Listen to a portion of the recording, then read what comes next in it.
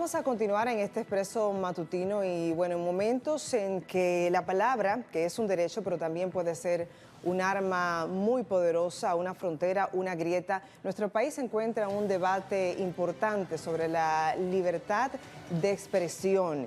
Hay un proyecto de ley que en estos momentos pues se está debatiendo distintos actores principales de nuestra nación para entender cómo vamos a tener una mirada moderna ante un tema que es necesario, pero al mismo tiempo delicado. Y en ese sentido para nosotros pues es un honor recibir en esta mesa de Expreso Matutino al diputado Eric Raful, miembro de la comisión de expertos que trabajó durante 2 años la elaboración de esta propuesta legislativa. Abogado, legislador, una voz que ha defendido pues este proyecto de ley. Bienvenido. Gracias. Gracias por la invitación, pero no soy diputado, soy abogado. Abogado. Consultor. Confundía la palabra de abogado, de diputado con abogado, las cosas del cerebro. Bienvenido, abogado. La verdad Gracias. Que es un gusto recibirle y ayudarnos a entender este proyecto de ley que algunos, por lo delicado que representa abordar libertad de expresión y de repente regular, y la gente dice, bueno, entre regular y luego poner una mordaza o controlar, ¿cuál es la línea delgada? ¿Cuál es la diferencia? Cuéntanos un poco de este proyecto de ley. Bueno, gracias de nuevo. Este proyecto es una deuda histórica que el Estado de Derecho tiene con la sociedad. Estamos hablando de la libertad de expresión, que constituye un derecho fundamental clave desde el liberalismo hasta las transformaciones que se han operado en el Estado. Es un derecho fundamental clave que está tutelado no solo por la Constitución, el artículo 49 de la Constitución, básicamente el inciso 2, sino también está tutelado por la Declaración de las Naciones Unidas, el artículo 13, la Convención Americana de Derechos Humanos y otras disposiciones, 19 las Naciones Unidas y 13 la Convención. Y eso, y nuestro país tiene una normativa básicamente que coexisten, la ley 6132 de 1962 del Consejo de Estado, recién salido de la dictadura, pero que es una ley que se inspira y copia una disposición de Francia de 1881. Obsoleto. Imagínense usted, entonces, cómo ha cambiado la sociedad en términos de los medios de comunicación, la forma de comunicación y sobre todo el derecho. Y la tutela de los mismos. También está la ley de la Comisión Nacional de Espectáculos Públicos, sí, que muy criticada por lo autoritario en que ha sido su implementación históricamente. Pues esta ley lo que viene es una ley orgánica, o sea que es una ley marco respecto de un derecho fundamental, que desarrolla un derecho fundamental, por ello es orgánica, significa que tiene que ser conocida con un quórum especial, aprobada con un quórum especial en virtud del 112 de la Constitución. Y hay 2 deudas que vienen. La primera, la que resalté, que es modificar normativas de la era de Trujillo, la del espectáculo público y del Consejo de Estado, recién decapitada la dictadura, para crear instrumentos que sean adecuados a la realidad social actual y tecnológica sobre todo. Pero el otro aspecto importante es que desde la reforma importantísima del 2010 constitucional, que consagró un catálogo, el catálogo de derechos fundamentales y consagró el nuevo paradigma del Estado social y democrático de derechos, es una deuda que todavía está pendiente respecto de numerosos temas, el desarrollo normativo de los principios constitucionales que están allí. Entonces, esta ley, que recoge muchísimas disposiciones como la cláusula de conciencia, que es del año pasado, la no censura previa, temas que se han venido desarrollando en la lógica normal, normativa, desarrollo normativo, disposiciones legales, la unifica en una ley marco donde todos estos elementos y la actual realidad tecnológica de los medios de comunicación son asumidos para tener una gobernanza respecto de la tutela de la libertad de expresión más adecuada y más efectiva. Es una actualización que básicamente tiene por misión la tutela de la libertad de expresión. hasta tal punto que en cumplimiento de las sentencias del Tribunal Constitucional del año 2016 y de las decisiones de la Corte Interamericana de Derechos Humanos, la ley despenaliza los aspectos que tienen que ver con utilizar el derecho penal como forma de constreñir la libre opinión. Y genera un régimen sancionador, básicamente administrativo, para controlar mejor el derecho. Porque es importante, y con esto concluyo el tema general, de acuerdo al artículo 68 de la Constitución, todos los derechos fundamentales tienen que ser regulados. Claro. Y tienen que ser regulados como una forma de armonizar los intereses. Bueno, por ejemplo, la libertad de expresión es un derecho fundamental, pero tiene límites. Y esos límites tienen que ser regulados de una manera racional. Y la ley desarrolla todos los mecanismos y establece el principio de la ley del procedimiento administrativo a los fines 107.13, de que todo lo que tenga que ver con sanciones administrativas esté regido por el debido proceso de una normativa que es orgánica también, la ley que establece los procedimientos administrativos de los ciudadanos con la administración. Claro, decía al inicio que hay quienes están apoyando, aplaudiendo esta ley porque la modernización que representa en este tema de ley de la libertad de expresión en República Dominicana. Por el contrario, hay otros que tienen sus reservas, indicando que es bastante delgada la línea entre lo necesario, que es la regularización y modernización, y luego entonces lo delicado que puede llegar a ser regularle. En términos prácticos, ¿cómo se traduce lo que va a implicar tener este nuevo proyecto de ley de ser aprobado? Mira, esos temores son fundados. Digo que son fundados por la tradición autoritaria, por la naturaleza históricamente recurrente del poder, llámese como se llame, el partido en el gobierno o la autoridad gubernamental, en controlar. Eso es algo que sucede en todas partes del mundo. Miren el debate que hay ahora con Meta y Zuckerberg, que no quieren ni siquiera que se verifique la veracidad de las informaciones. Pero cuando se lee el proyecto, o sea que los temores son fundados en el sentido de la tradición, pero no en el sentido del contenido de la ley. La ley lo que hace es tutelar la libertad de expresión y establecer los mecanismos, los instrumentos, los procedimientos a los fines de que esa tutela sea lo más adecuada posible, siempre preservando los derechos. Por ejemplo, tiene que haber, como decía hace un ratito, un equilibrio y una ponderación de derechos cuando está, por ejemplo, el honor, la intimidad y la imagen.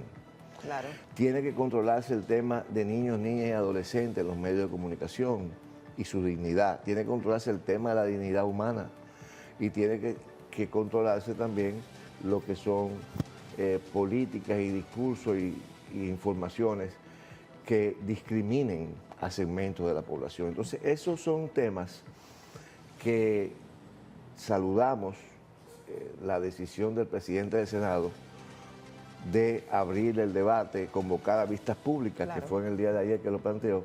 Pero es importante plantear esto, más de 40 organizaciones.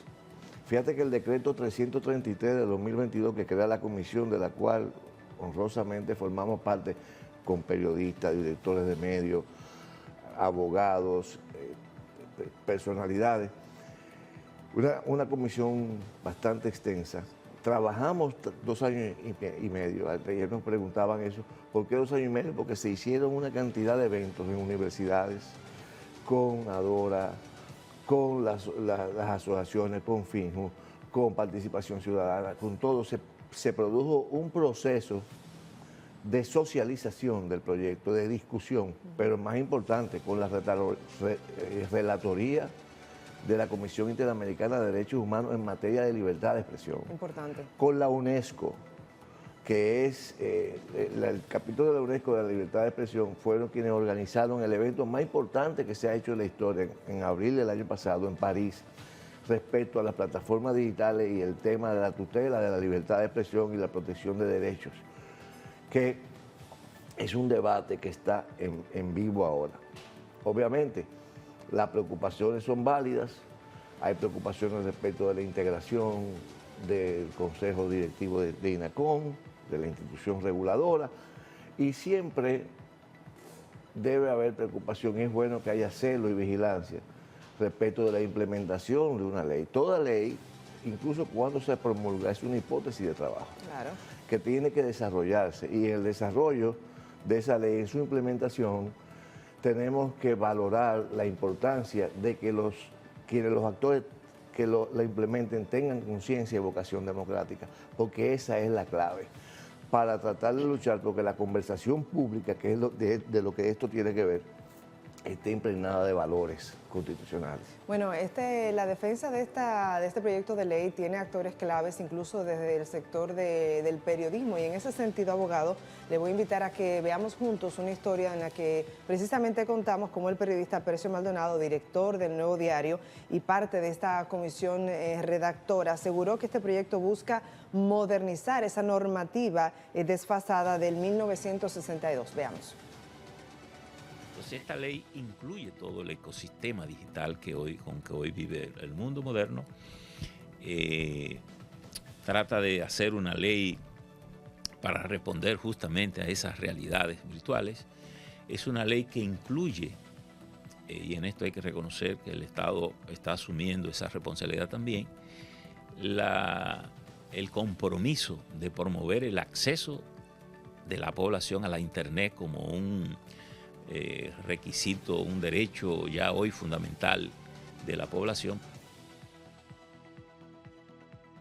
Bueno, ahí las declaraciones que ofrecía don Percio Maldonado, queda claro que amén de los temores regular no siempre es censurar, es realmente dar un marco de modernidad. Para precisamente entender mejor ese marco, ¿nos puede usted dar referencia en la región, ya que ha habido tanto tiempo, 2 años y medio de trabajo, de análisis, de reunir, de conversaciones profundas, de tener actores internacionales, esos referentes, vamos a quedarnos cerca en la región, de regular la libertad de expresión en otras naciones? Sí, se ha venido regulando como parte del desarrollo de derechos fundamentales. Chile, Paraguay, Uruguay, Argentina han avanzado bastante, y México, en esos procesos de regulación.